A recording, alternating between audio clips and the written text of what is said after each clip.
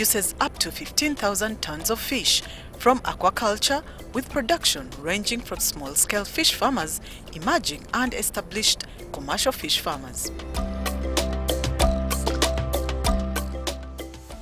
In Uganda, the fish business is still in its take-off stages, despite it being practiced even in pre-colonial times. Among the many fish species grown, sold and eaten in Uganda, including the catfish, Nile perch, is the Nile tilapia. Tilapia isn't the best looking fillet in this case, but it's the most versatile. This farm-raised fish has mild tasting, flaky and firm flesh, and it's loaded with nutrition too. You can fry it up for tacos, toss it in a stew, or boil it and serve it on a bun. The name tilapia actually refers to several species of mostly freshwater fish that belong to the cichlid family. It is an ideal fish for farming because it doesn't mind being crowded, grows quickly, and consumes a cheap vegetarian diet. These qualities translate to a relatively inexpensive product compared to other types of seafood.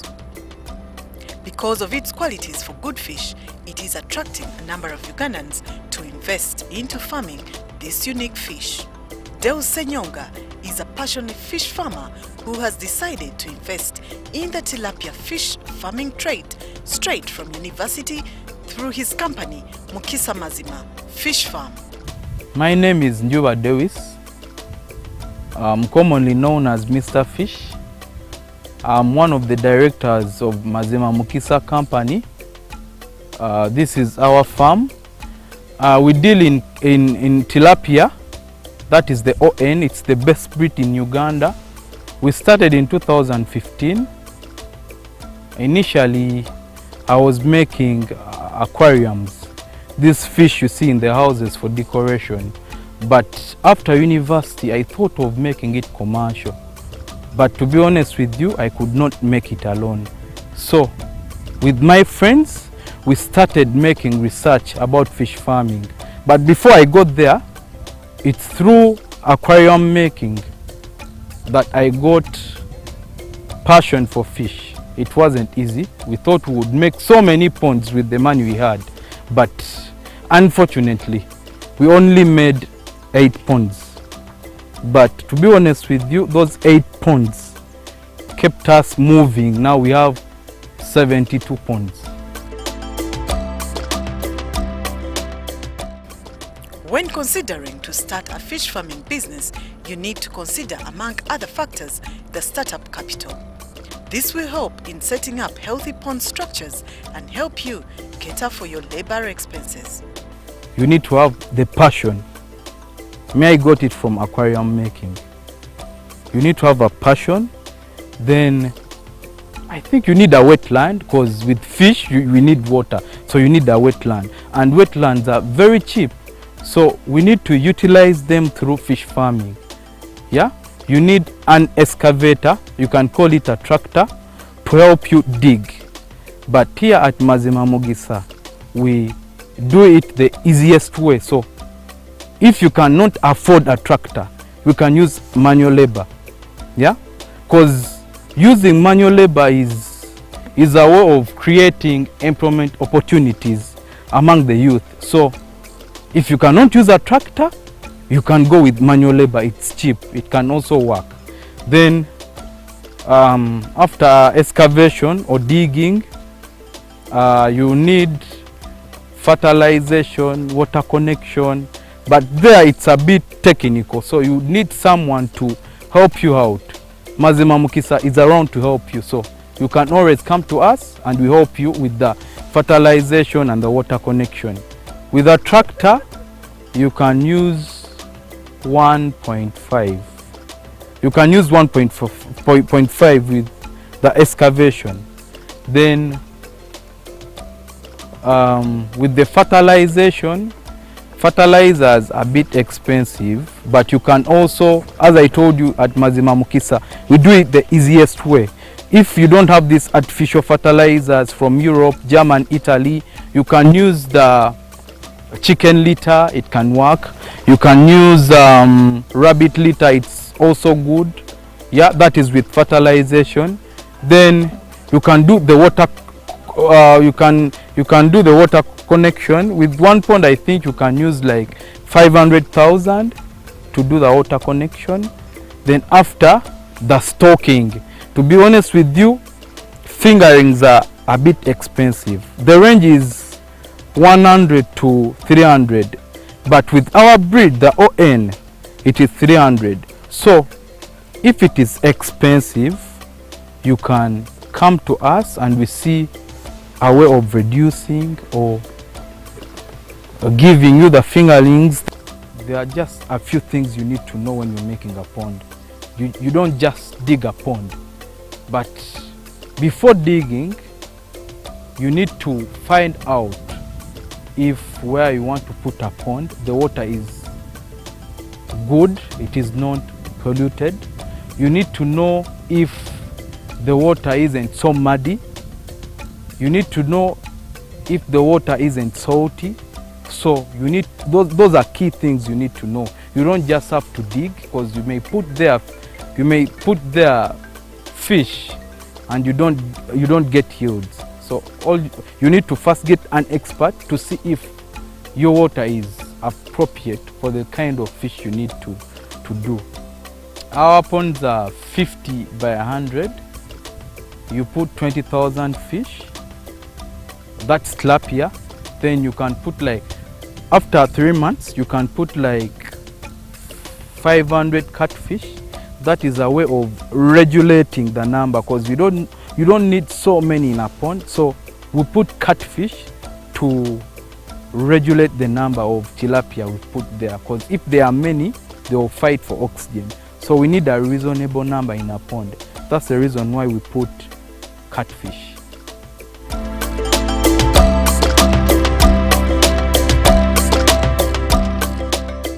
The Nile tilapia is the second most consumed fish variety in Africa and Uganda in particular. This is because it is considered nutritious and less expensive compared to other fish varieties such as the Nile perch, or call it imputa. Our breed is the ON. You can call it the Nile tilapia. It's the best breed in the market. It is disease resistant. It grows so fast. It is tasty. So many things about it, but I can only tell you that. The market, our market is mostly in Congo. You know, Congolese like fish so much. I think they like fish more than Ugandans. But still, in the local market, we still have the market locally. Yeah, but mostly our market is in Congo. And at the time of the harvest, we can harvest like 7 tons. And a kilo is 7,000 to 8,000 each kilo. Tilapia has so many types. We have the locastica.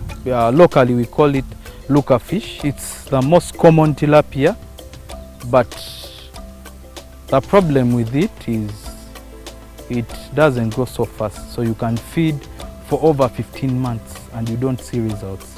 But for the Nile tilapia, you can call it the ON. It grows so fast. In just 8 months, you can make an harvest. And that's if you fertilize well. Because remember, we don't depend on just pellets, but we also depend on the natural feeds. You can call them the planktons. That's the reason why we fertilize the ponds, to create planktons for the fish to eat. Yeah, so when you fertilize and you feed well, trust me, with the ON, you can get yields. With fertilization, it depends on the type of water you have. So if the quality of water isn't that good, that means you'll have to fertilize regularly.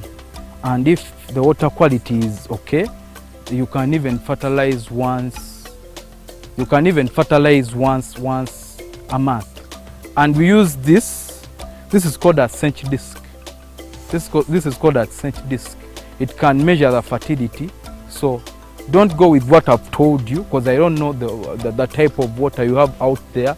So you can use the cinch disc to find the fertility, so you can know if you need to add in fertility or not. And as I told you at Mazima Mukisa, we do it the easy way. So when you don't have this cinch disc, you can use your hand. This tool is called a cinch disc. It measures the fertility in the pond. So when you dip it in the pond and you don't see the white color about 15 centimeter, it means the fertility is there. But when it's beyond the 15 centimeter, it means the fertility is not there. But when it is less 15 centimeter, it also means that it's over fertilized. So here at Mazima, we discovered another technique of measuring the fertility in the pond. We use the hand. So when you dip your hand, and as I'm dipping it, between the nail, the white nail, to the arm, up to the arm, when you've dipped it in the water and we don't see the white nails, it means it's well fertilized. But when it's a half the nail, a half between the nail and the arm, a half of it, it means it's over fertilized. But when it is beyond, up the elbow, it means the pond is lacking fertility, so you have to fertilize. So that's the easiest way farmer can do it to measure the fertility in the pond. If the fertility is too much, then you have to reduce on the fertility by letting the outlet and letting in fresh water. In other words, recycling the water.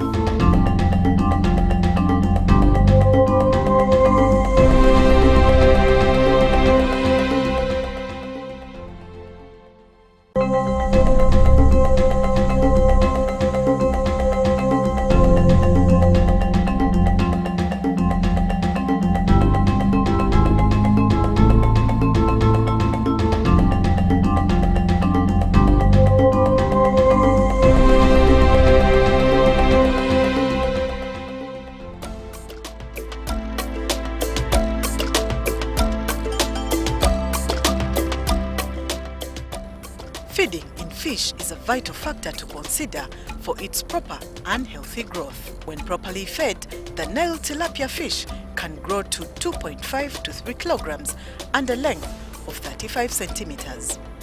These mainly feed on fish pellets and planktons found underwater.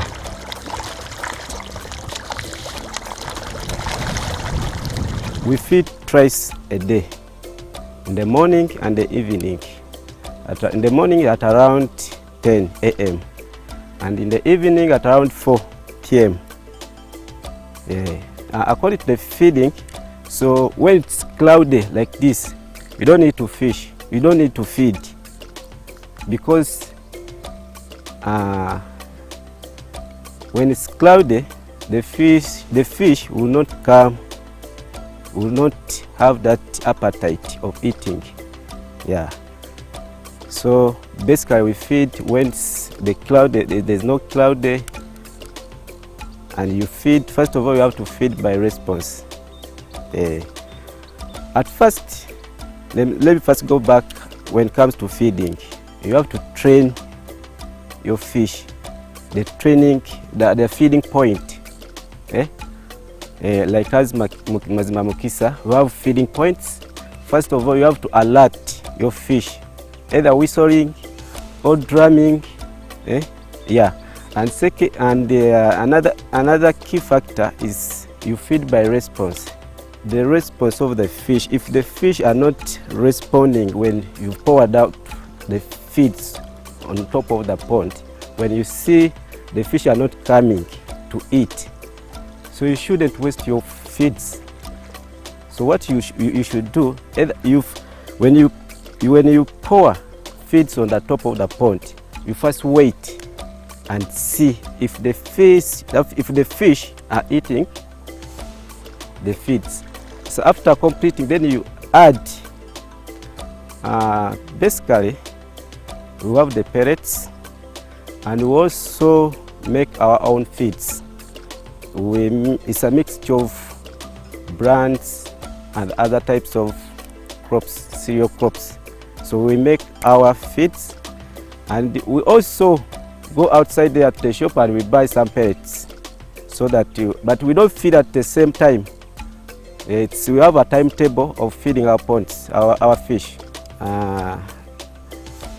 Our feeds, it contains a lot of protein. Actually, it needs a lot of protein so that it grows very fast. And there's a lot.